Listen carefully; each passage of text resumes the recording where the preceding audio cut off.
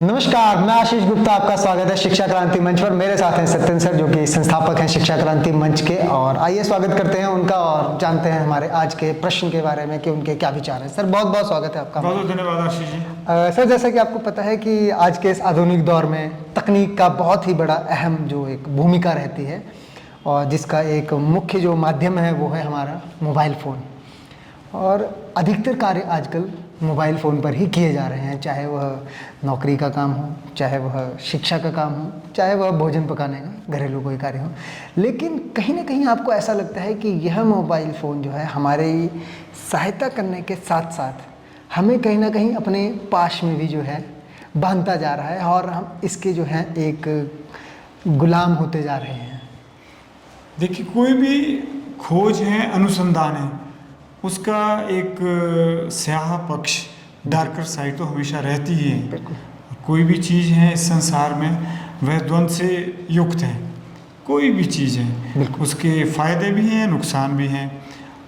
हम फ़ायदा हमें ज़्यादा होता है या नुकसान ज़्यादा होता है, यह निर्भर करता है हम उसका किस तरह से प्रयोग करते हैं या फिर दुरुपयोग करते हैं। फ़ोन जैसी चीज़ जो है बहुत ही अच्छी चीज़ है।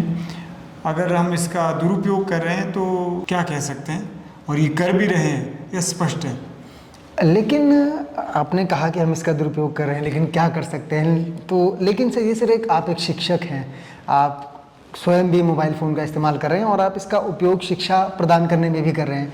तो ऐसे कौन से उपाय हैं जिनके द्वारा जो है हम अपने युवाओं को, या जो भी लोग इसमें, मैं संलिप्त ही कहना चाहूँगा, क्योंकि हम इसमें संलिप्त हो चुके हैं, हम लिप्त हो गए हैं पूरी तरह से फ़ोन में। हम जैसे ही हमें अपना एक फ्री टाइम मिलता है तो हम बस फ़ोन उठाते हैं और उसमें कुछ ना कुछ जो है देखने लग जाते हैं। तो इसमें आप क्या कहेंगे कि हम किस प्रकार से अपने इस स्क्रीन टाइम जिसे कहा जाता है उसे कम करें? किस प्रकार से हम अपने मोबाइल को उपयोग ना करके कुछ और तरीके का जो है हम कोई और गतिविधि कर सकें?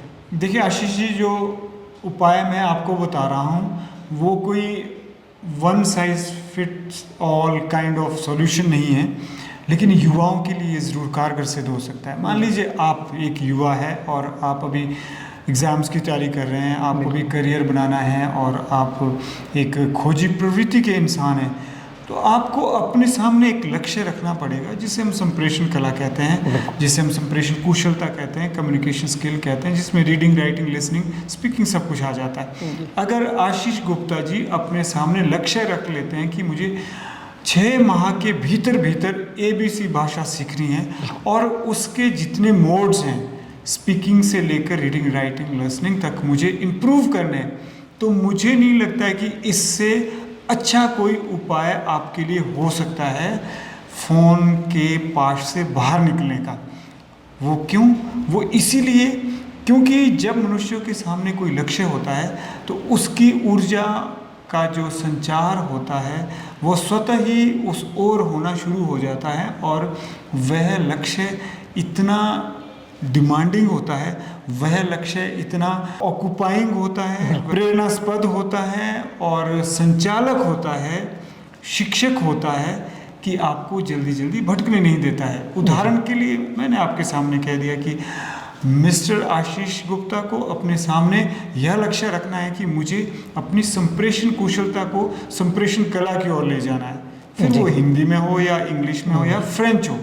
अगर आप यह अपने सामने उद्देश्य रखते हैं और आपने 5 दिन तक इस लक्ष्य को हासिल करने के लिए कार्य किया है, तो आप देखना अपने भीतर 6ठे दिन जब आप किसी के स्टेटस देखने से पहले 2 बार सोचेंगे कि मैं क्यों स्टेटस देखूं। बिल्कुल बिल्कुल। आपको लगेगा कि स्टेटस देखने की बजाय यार मैं क्यों ना नया वोकैबुलरी वर्ड सीखूं, बिल्कुल, क्यों ना मैं कोई नया सेंटेंस सीखूं, क्यों ना मैं इससे संबंधित कुछ ना कुछ जानकारी इस सेल फोन के माध्यम से हासिल करूं। जी बिल्कुल।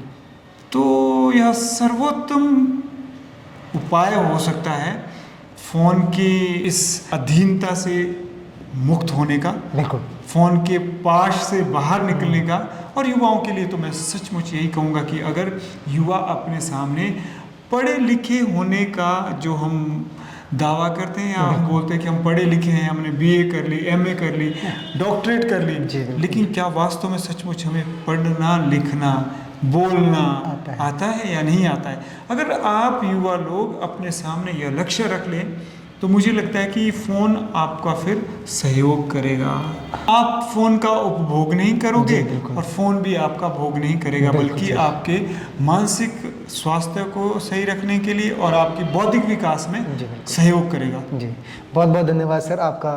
हमारा इस मार्गदर्शन सत्र में आपने हमारा बहुत अच्छे तरीके से मार्गदर्शन किया है, और मैं अपने युवा साथियों को भी यही कहना चाहूँगा कि आप फ़ोन का इस्तेमाल कीजिए, क्योंकि आज के इस आधुनिक दौर में तकनीक का बहुत ही बड़ा रोल है, लेकिन इसका सदुपयोग करना और उसके सदुपयोग किस प्रकार से करना उसके बारे में जानना बहुत ज़रूरी है। और आज के हमने इस सत्र में कुछ एक बातों का जो है चर्चा की है, तो आप आशा करते हैं कि आप इन सब बातों पर अमल करेंगे और उन्हें अपने जीवन में उतारने का प्रयास करेंगे। तो बने रहिए, मिलते हैं आपसे अगले सत्र में एक नए प्रश्न, नई पहचान, नए संस्थान, नए स्थान पर। तब तक के लिए जय हिंद, जय भारत, जय विश्व।